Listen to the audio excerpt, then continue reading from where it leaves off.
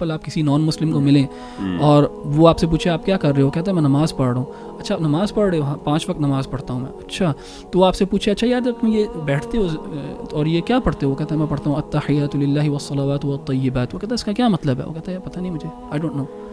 वो हैरान होगा कि यार ये बंदा जो है ये किस किस्म का इंसान है, ये एक काम करता है 5 दफ़ा दिन में और उस 5 दफ़ा अत्तहियात पता नहीं कितनी दफ़ा वो पढ़ता होगा, उसको मतलब ही नहीं आता इस चीज़ का।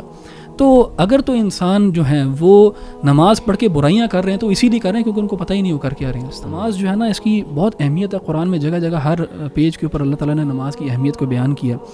और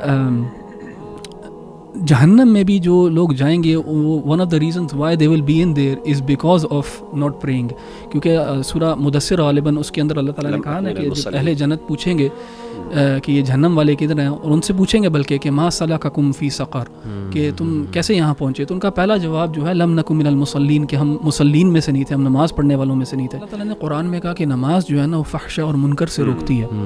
यानी नमाज का जो एक नतीजा होता है वो ये है कि इंसान जो है ना वो बुरे कामों से और फहश कामों से रुक जाता है। अगर एक इंसान नमाज पढ़ रहा है और वो फिर इन चीज़ों से रुक भी नहीं रहा तो फिर अल्लाह ताला की बात गलत नहीं है, इस बंदे की नमाज गलत है।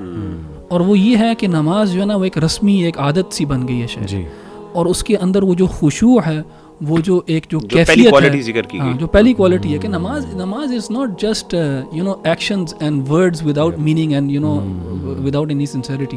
यानी नमाज के पीछे एक पूरा जो है एक पूरा थॉट प्रोसेस है। यानी सहाबा जो है जो वो वुज़ू कर रहे होते थे तो वो एक ऐसी कैफियत के अंदर आ जाते थे क्योंकि उनको पता होता था कि हमने अपने रब के सामने भी खड़ा होना है और रब से हमने बात कर रही है, तो वो उस चीज़ को इंटरनलाइज करना, फील करना। हमारे यहाँ मैं तो समझता हूँ कि जिन लोगों को अभी तक नमाज का मीनिंग नहीं आता तो अफसोस का मकाम है कि ऐसी चीज़ जो हमें 5 वक्त दिन में करनी है और 10 दिन में 50 दफ़ा करनी है, 20 दिन में 100 दफ़ा करनी है और आपको मीनिंग ही नहीं आता उसका।